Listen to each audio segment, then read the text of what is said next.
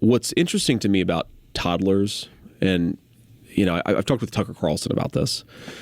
Toddlers lie in a way that's very different from how everybody else lies, right? So like if you're telling a lie, normally, hey, did you do that thing?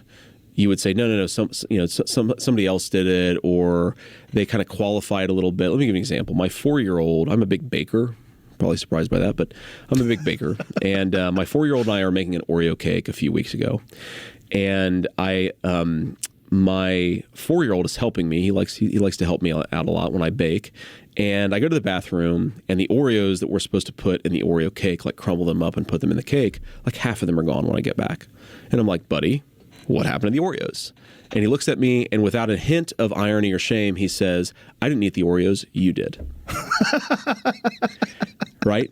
So that's the way that Kamala Harris lies, is I didn't eat the Oreos, you did. Not only does she actively brag, and has her administration actively bragged about trying to arrest her political opponents, she will go out and say that if Donald Trump is the president, he's going to arrest his political opponents, even though he already was president and he didn't do that. Did you see she went on Shannon Sharp and said that he's going to take away your Second Amendment rights?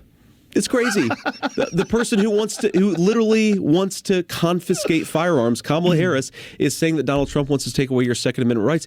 Dude, the thing that, okay, do you know who Steve Bannon is? Yes. Okay, fascinating guy. Didn't he just get out? He got out of prison yesterday. They have the audacity to say Donald Trump wants to jail his political opponents. Steve Bannon just got out of prison after a 4-year prison sentence yesterday. And by the way, do you know what he was put in jail for? Do you know the actual charge? No. Contempt of Congress. Eric Holder, who was Obama's attorney general, was found in contempt of Congress, or at least was, there was, Congress found him in contempt. It was never litigated. He was never tried to put in jail. There was no court case around it. The contempt of Congress that Steve Bannon engaged in is that the J6 committee, or one of these, Banana Republic committees from the congressional Democrats, they issued him a subpoena. He, under the advice of his lawyers, felt that he couldn't actually respond to the subpoena because executive privilege applied. They held him in contempt of Congress, and they threw him in prison for it.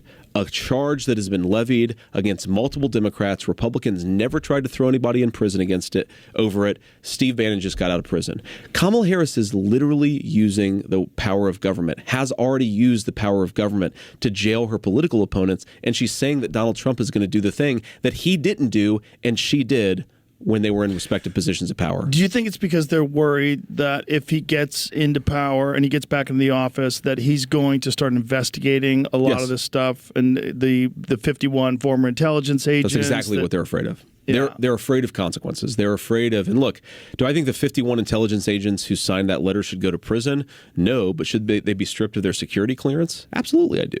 Right? They lied. They used their position of authority and lied to the American people about something that was in the national interest. If there are no consequences for that, then what are we doing? And they're probably very concerned with a trial that's going to reveal what the elements of that particular story really were. Like, there's a lot of corruption there. There are, I'm sure, higher ups. There are people who said one thing in public but said something else in private. There probably is, at some level of that whole thing, people who maybe perjured themselves or at least unethically lied.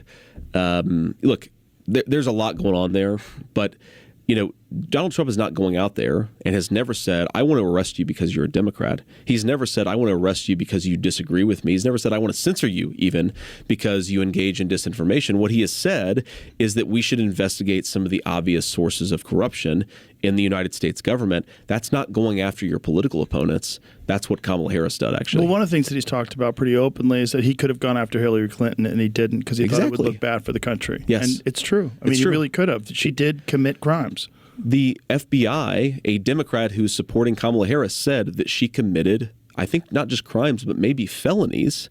She committed felonies, and what Donald Trump did is said, you know what, it's bad for the country. A lot of my voters would love me to prosecute Hillary Clinton, but it's bad for the country, so I'm not going to do it. That is the exact opposite, of course, of what Kamala Harris and Joe Biden have done. And again, the media, it's a total upside-down universe where they accuse us of doing the very thing that they've done themselves. Yeah, it's really wild to watch. The gaslighting is off the charts.